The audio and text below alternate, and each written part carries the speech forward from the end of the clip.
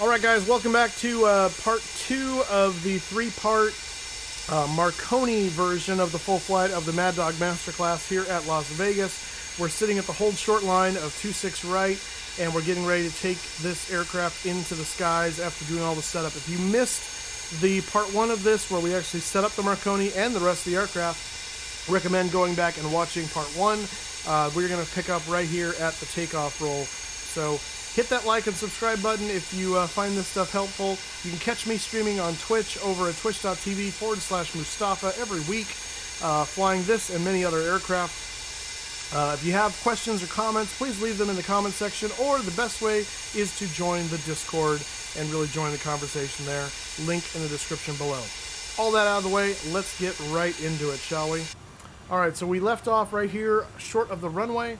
And as I explained in the end of part 1, the takeoff roll is a little different than a Boeing, in that in a Boeing aircraft, you would put the auto throttle on, and then once you're lined up and spool the engines up a little bit, you would hit the toga buttons and the throttles would accelerate and go. In the Maddog, it's backwards.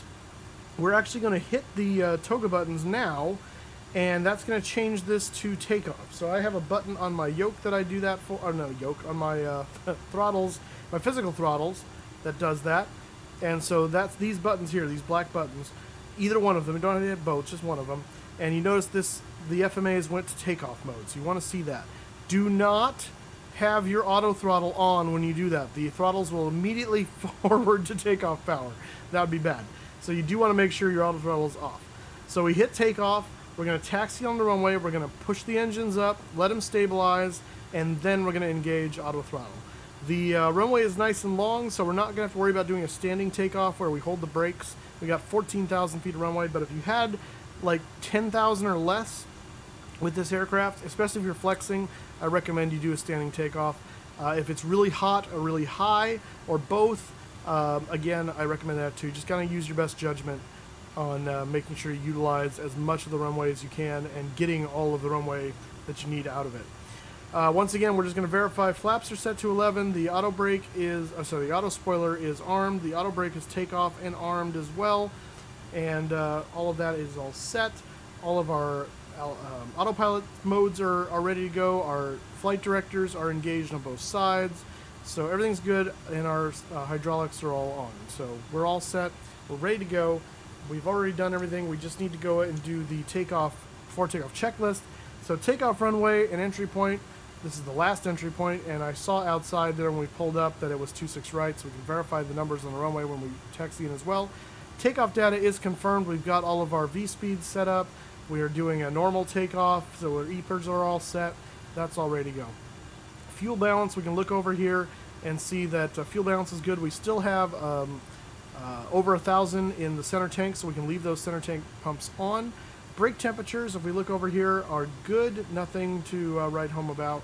And engine ignition switch needs to go to both for the takeoff, right there.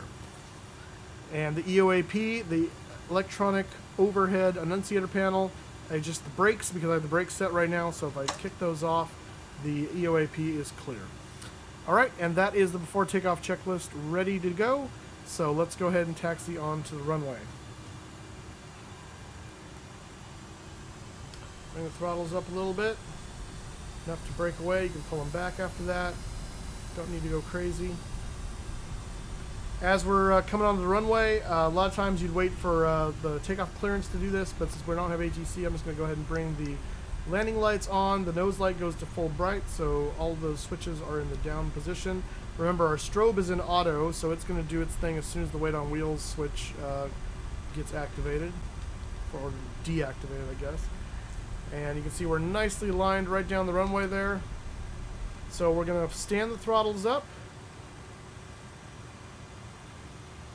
And then I have a switch here to activate the auto throttle.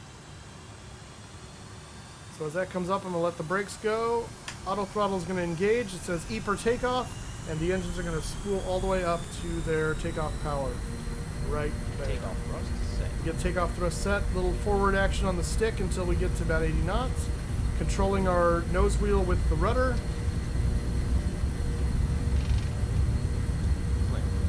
There's climp, which means the throttles are now released from auto throttle, and we can pull them back in the event of a go-round.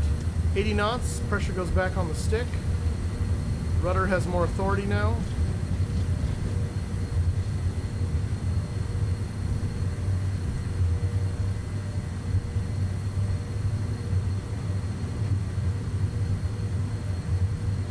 There's V1.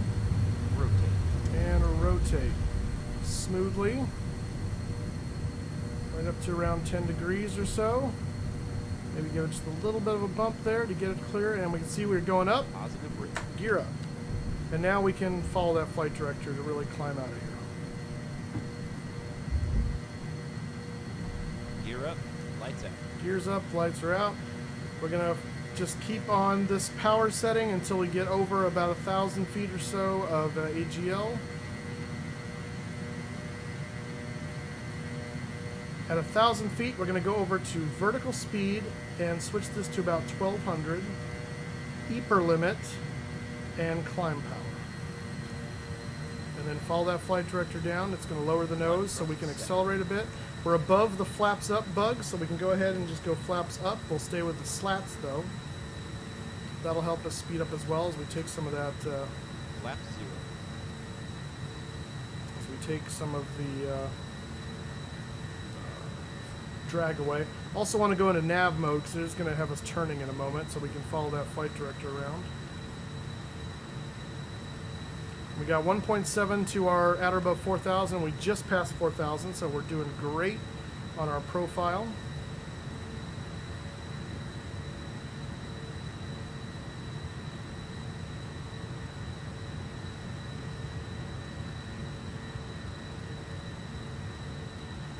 And there is the turn. And we're just coming up on our slats up bug. We're not quite there yet. I'm going to wait till we're done with the turn before we do the slats up. Even if we pass that a little bit, because our min maneuver speed is about 230 knots.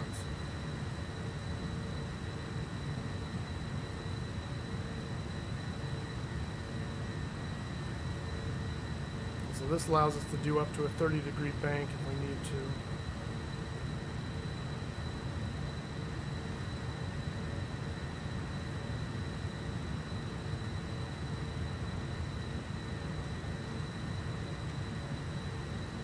Alright, we're done with that turn. We're above slat speed, so we'll go ahead and do slats up.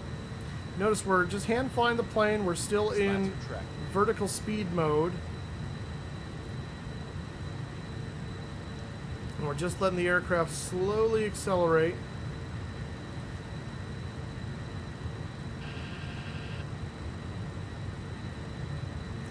And starting to trim the aircraft out as well. As it speeds up, it wants to be more nose down.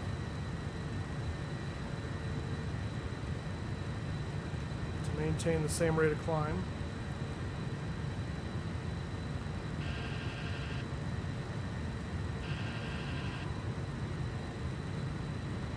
Now, where we have that 8,000 foot restriction at cells, which I think we're just about to pass right now.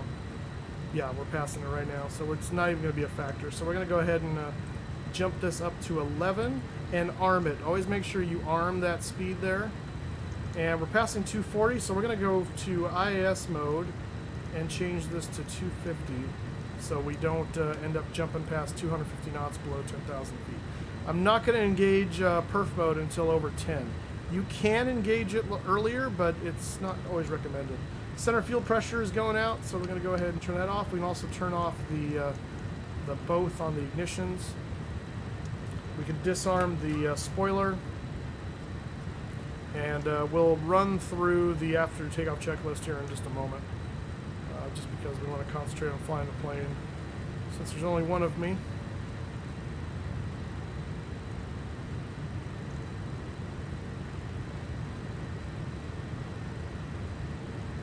We'd actually go ahead and turn on the autopilot at this point.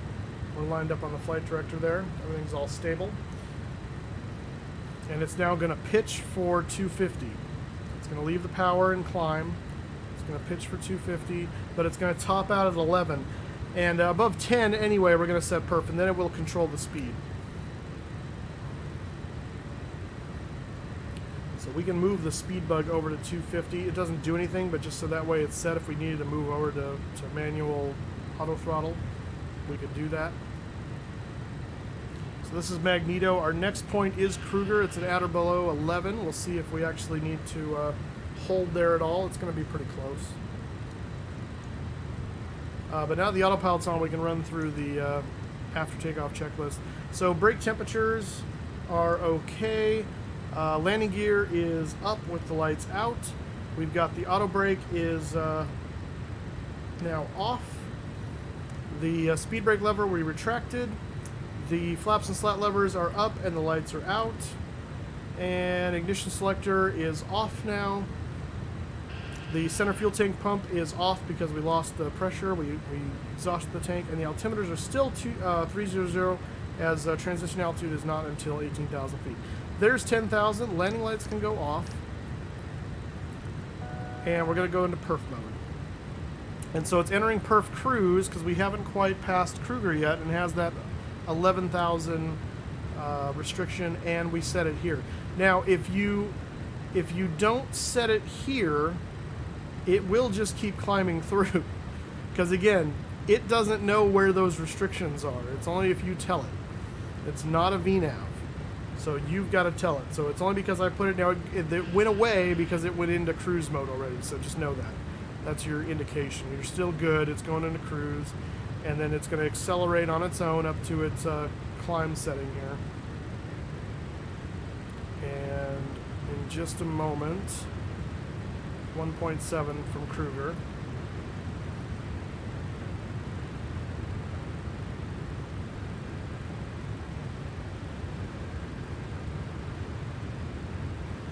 So power's coming back. And there's Kruger. So now we can go ahead and bug all the way up to 30. We're going to arm it, and then I'm just going to hit perf again, and it's going to switch to perf climb. Throttles are coming back up. It's going to start pitching up, and we're going to climb all the way up to cruise altitude.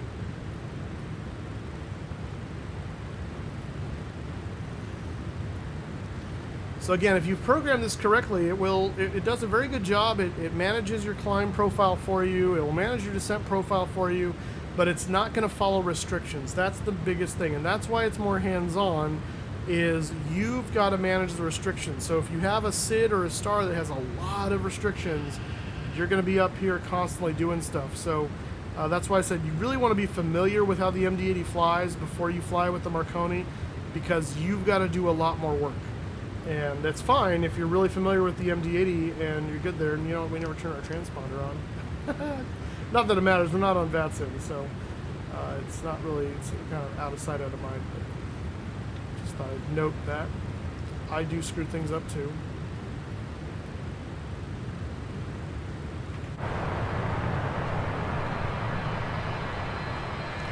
And away we go. I love the departures out of Las Vegas. The desert looks so good in Microsoft Flight Simulator. So cool. And this aircraft is just fun to fly.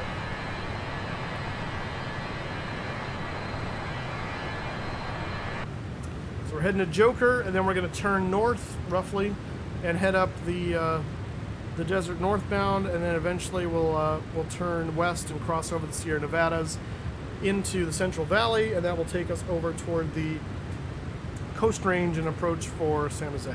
It's not a very long flight. Once we get up to cruise, we're going to be looking at the holding situation in the Marconi. There's good news and bad news on that. The good news is it does hold. The bad news is it's kind of funky getting it into the hold. But I finally figured out what the secret sauce is. I have let Leonardo know what's going on with that, and they're checking in to see if they can replicate the issue and see if they can fix it, because it's clearly not supposed to do that. So we're going to talk about that when we get to the hold here, but we're going to wait till we get to cruise first. So I'm not going to necessarily keep you guys here for the entire cruise portion. I'll let you guys go, and we'll join back up as the airplane approaches the cruise altitude.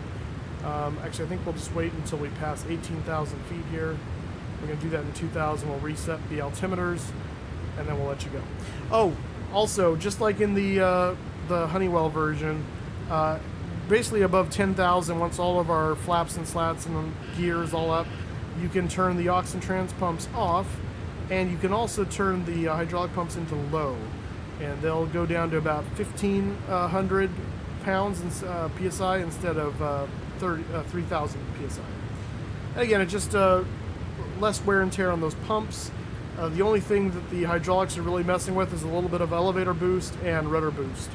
So they really don't have a lot of things once you're done with flaps and slats and gear. So coming up on 18,000 here. I always like to reset the bugs just so I know that they're ready for landing, and those aren't my landing bugs. And you can also at this point turn the tablet off and close it to save battery, because you won't need this until you're doing descent planning. There's 18,000, so we come over here and we set 2992 and 2992.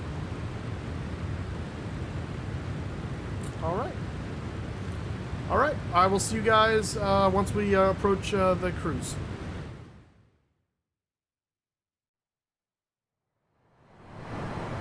Okay, as we are coming back here, we're just approaching our top of climb. So get back in the aircraft here. You can see we're just coming up on just passing 28,000 feet.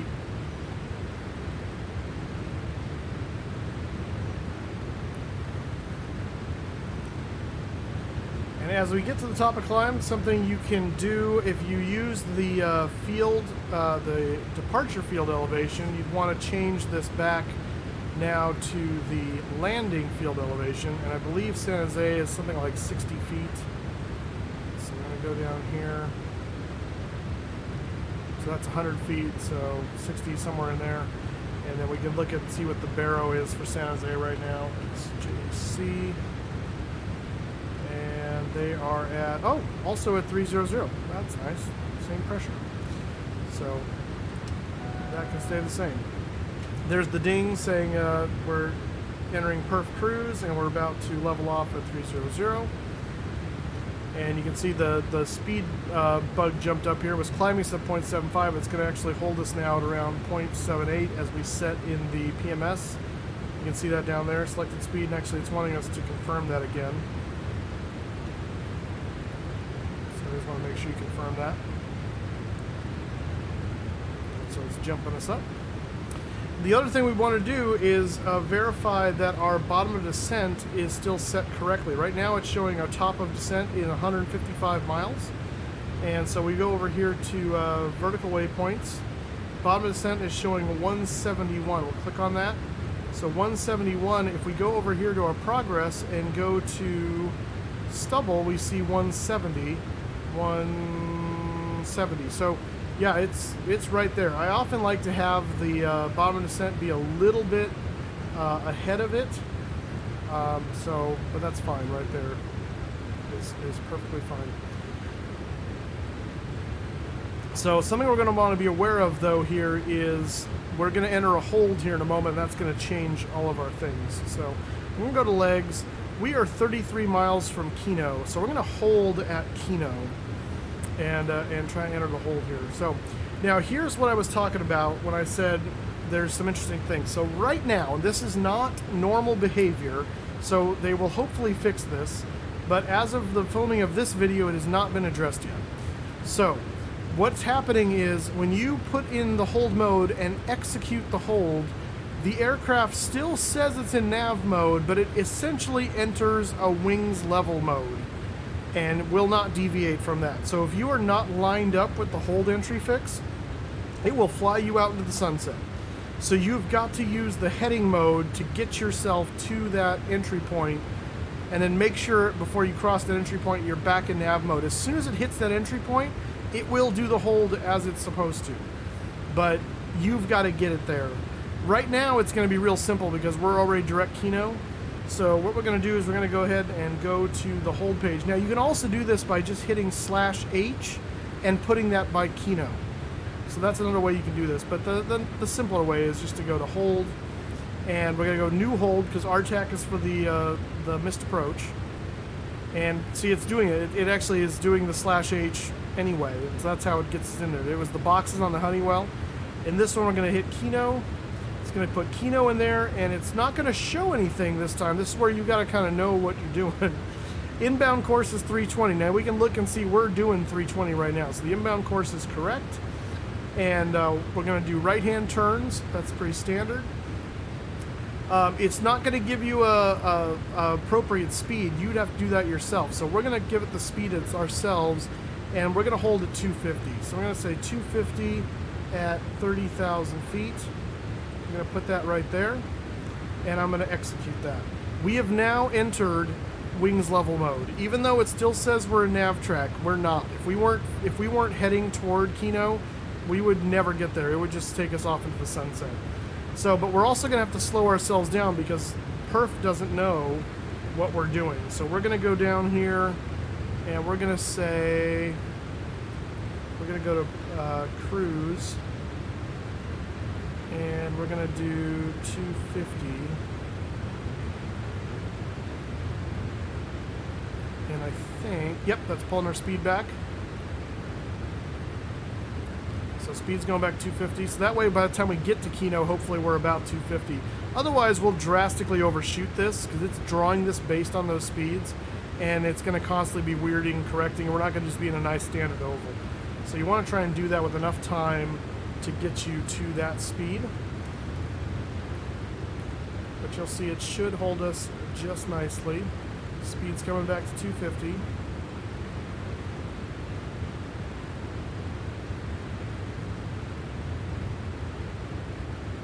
When you're up at altitudes like this, you don't want to choose a speed that's too low because remember, you're in very thin air.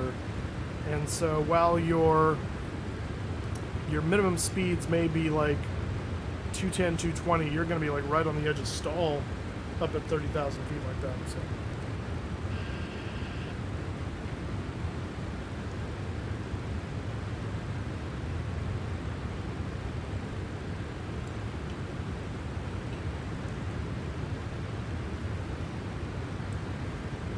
All right, 4 miles from Kino. You can see it went a little bit below 250, but it's correcting back up with the speed.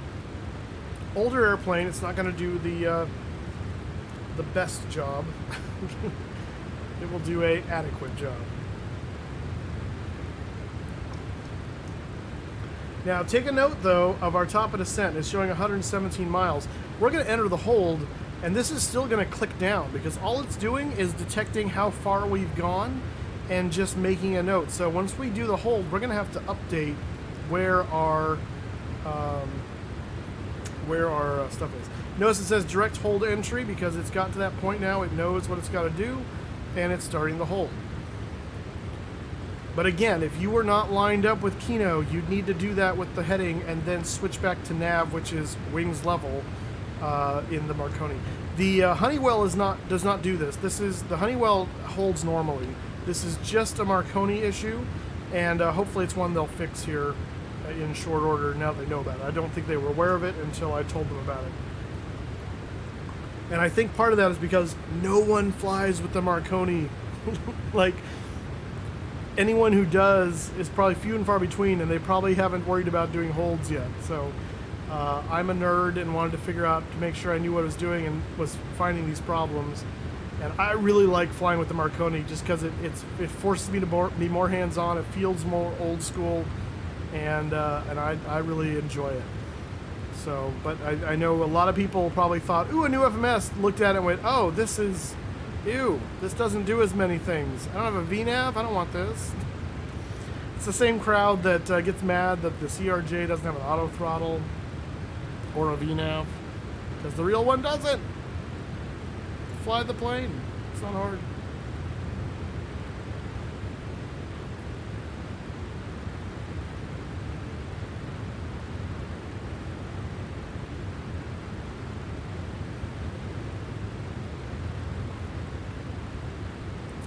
So you can see we are entering the hold, and we will stay in the hold until we tell it to exit. And the exit is the same way as the Honeywell. We're just going to arm exit hold. I'm going to do that when we're a little closer to the end here, just to avoid freaking it out.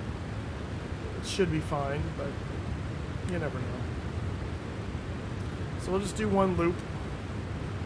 And that's how you hold. You can change that obviously to left-hand pattern, right-hand pattern. You can, it's just going to give you a fixed ETA. It's not smart enough to calculate. Like, you're going to have to figure out, hey, how much time do you have to hold? You can determine the leg time of, you know, in minutes or in nautical miles, just like before. But it's not going to go and say, hey, you don't have enough fuel based on the amount of time your holding is. You've got to kind of look at how much fuel you're burning in the hold, look at your total fuel, and kind of do some mental math. So again, this aircraft is just much more hands-on. You've got to fly the airplane. Don't let it fly you. And again, we overshot the pattern, so it's trying to compensate and bring us back into it a little bit. So you can solve that by slowing down further a little bit, because it's probably drawing its path based on like the optimum, but if it's not going to show you what the optimum is, so you can figure out what that should look like. I did do one where I tried to set this to the minimum like hold speed, and as it banked too far and then lost lift and just kept going, and the autopilot started to almost go inverted, and I had to disconnect and bring it out of it. So you do not want to hold too slowly.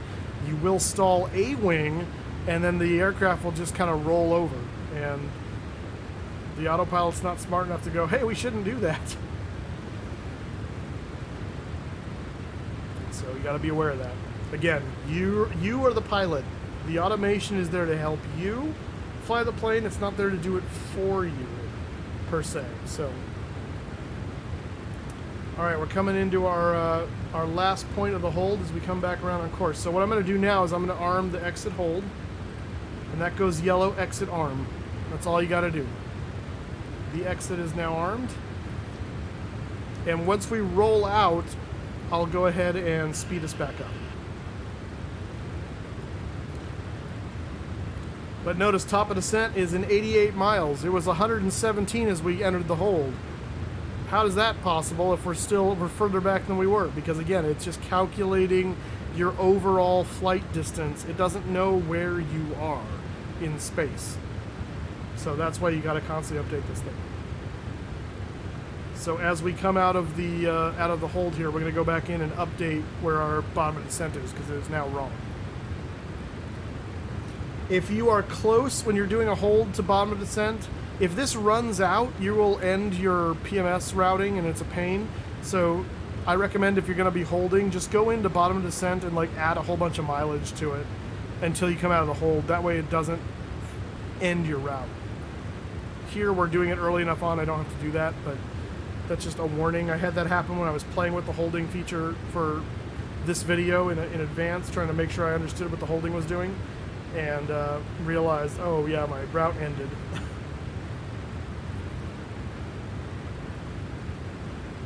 Which again, it's not a huge problem. You just have to now calculate your top of descent and do all your stuff manually, and you're going to do most of that manually anyway in this aircraft on this particular descent, so it's not a big deal, but it's just, you know, one more thing if you're not expecting it. And in a busy VATSIM event, that can be obnoxious. So.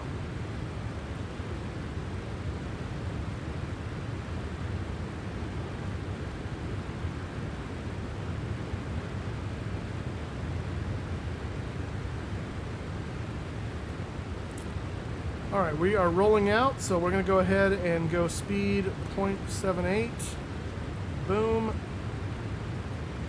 And there goes the throttle.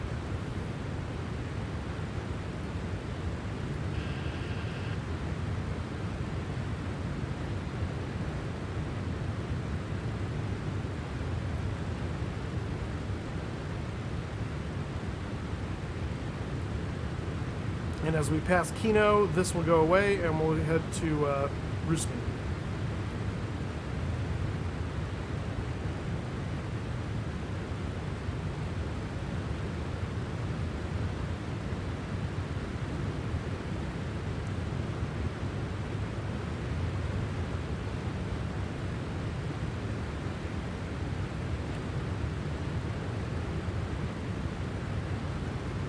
And there we go.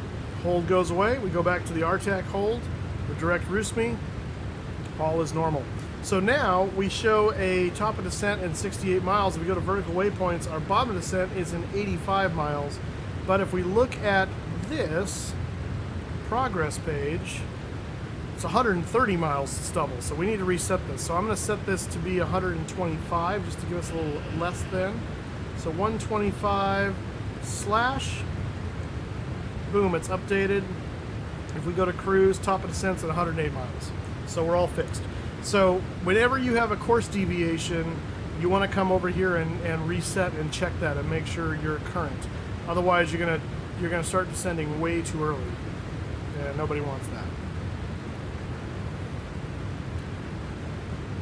All right, so let's talk about, now that we've got a little while to top of descent, let's talk about how this is going to calculate and go. So when this gets within, I think it's 5 minutes, so you notice there's a timer over here too. So you have the expected fuel that you're going to have at top of descent, you have the mileage to that top of descent point, and you have the time estimated to that top of descent point. So we expect to descend in 14 minutes, start descent in 14 minutes. When this hits 5 minutes, you're going to get an alert right here. So the CDU message, this blue message will alert. And, or it might be the vertical message, I'm not sure, vertical alert. Can't remember which one. You're going to get a light here of some kind. And that's going to reference you over here because it wants you to confirm some things before you go down. There's 3 steps to do this. One, it's going to say, it's going to have a message up here that says check descent. And you're going to clear that. By clearing it, you're acknowledging that, yes, we know we're about to enter descent. It's going to then take you to the descent page where it's going to want you to confirm the descent speed. And that 1 will be blinking. And you're going to want to confirm that descent speed. You can change it if you want, but otherwise just confirm it. And then the last thing it's waiting for you to do, it's waiting for you to arm an altitude that is lower than your current by, I think it needs to be at least 700 feet or so below your current altitude. So it doesn't have to be your bottom of descent altitude. It could be the bottom, it could be 0, it could be an interim. So let's, as an example, let's say ATC said, when you got to your top of descent point, ATC said, descend now to flight level 240. And your bottom of descent, or your bottom of descent was actually set to like 11,000 feet. Well, you don't have to bug down to 11 to get the perf descent to start working. You can just go down to 24 and arm it, and when you hit top of descent, it will start going down like you should. And then when you get there, if he's delayed your descent, your perf stuff will continue to descend once you select further down, and will try to like get you back on profile within reason. Again, if nothing else, you can always just go into vertical speed and manage it yourself. If ATC is gonna step you down on their own, then you don't need this anymore.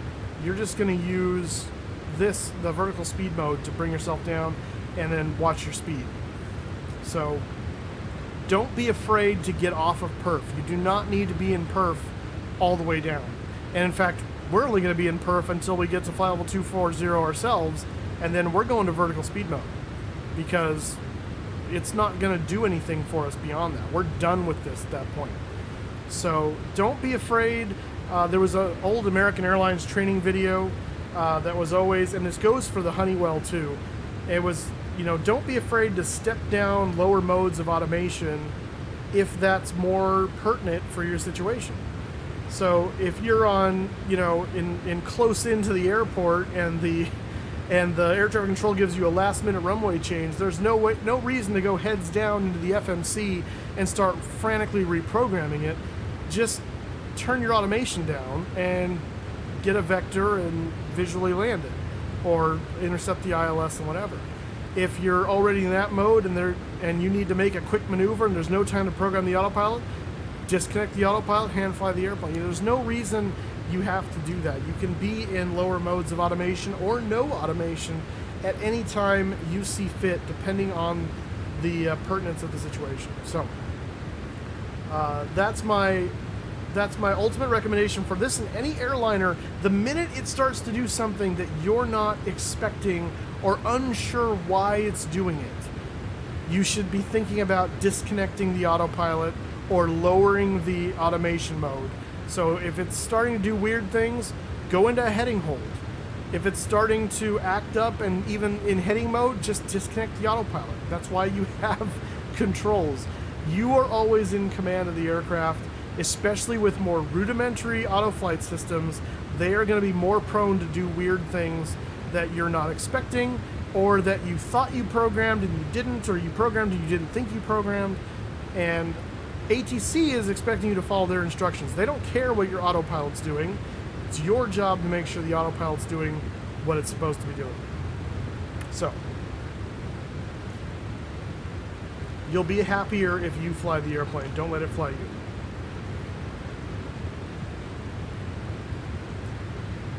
All right, we're 68 miles from top of descent. Let's go ahead and start looking at our arrival programming here.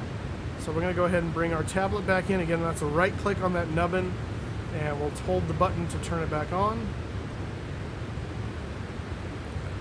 We'll go back into performance, and we're going to go into landing mode. Make sure you switch this over to landing. And we're obviously going to select San Jose, SJC, 30 left.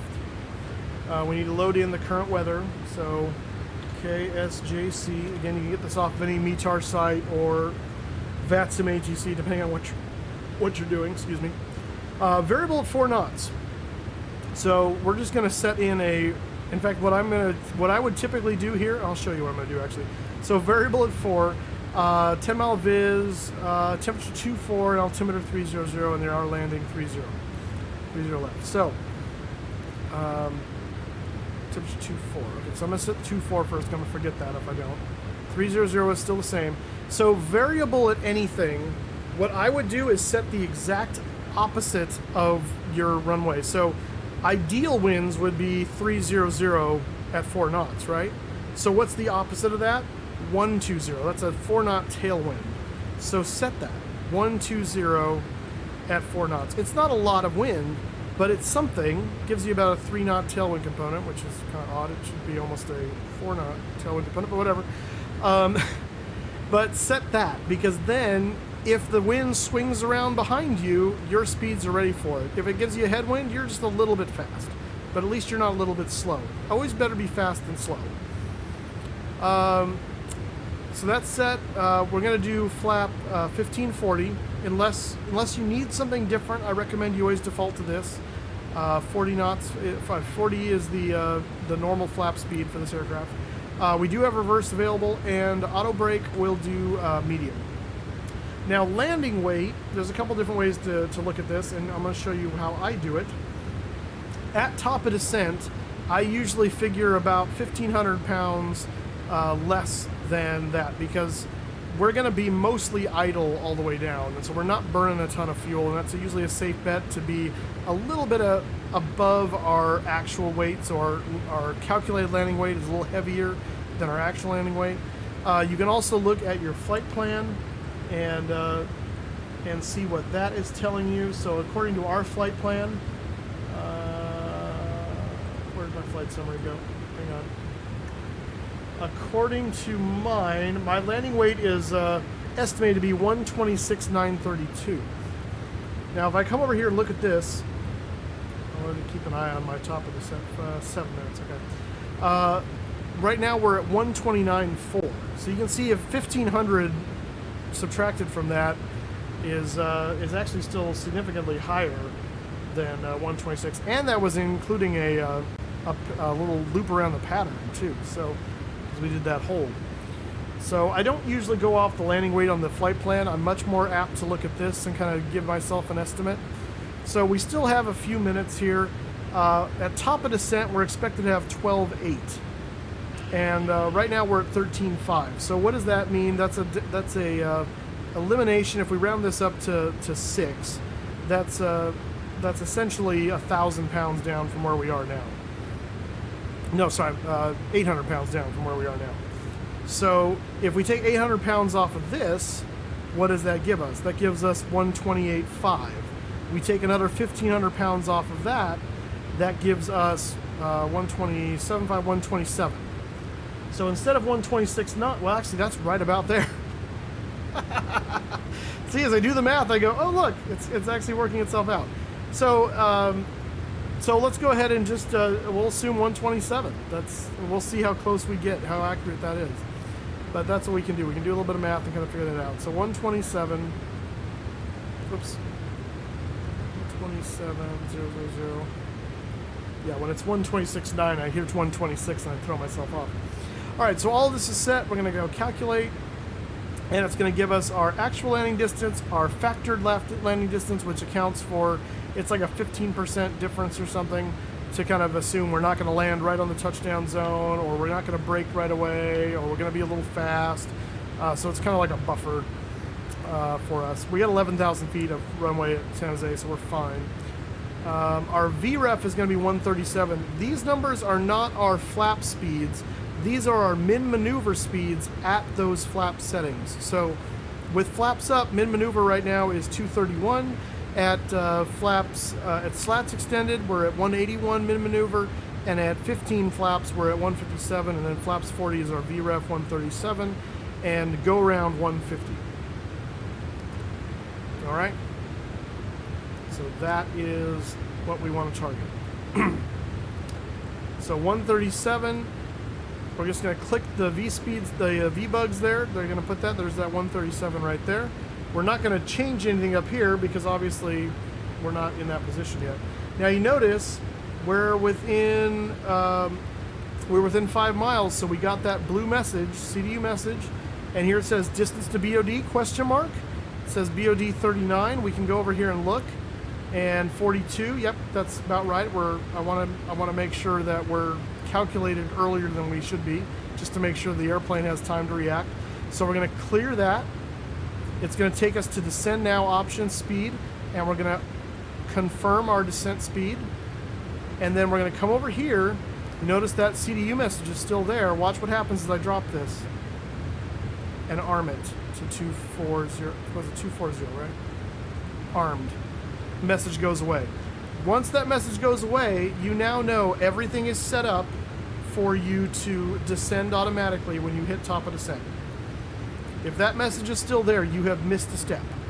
But those are the things you need to do. You need to clear the message, confirm the speed, bring the speed down, and arm it, unless you have it set to where it automatically arms, in which case just moving the speed down will do it.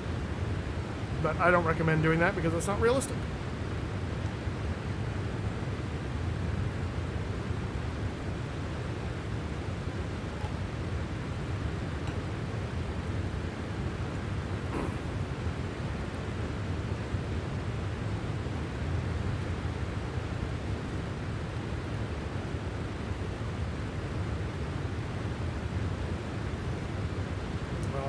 And we are going to start our descent in 13 nautical miles. So we're going to be coming, the descent is going to start the next segment of the video. So once again, if you have enjoyed this content, then please hit the like and subscribe button. Join the conversation by either making a comment down below, or the better way is to join the Discord. You can also find me streaming at twitch.tv/Mustafa every week, and would love to see you there. So we'll see you when we get to top of descent here for the next video.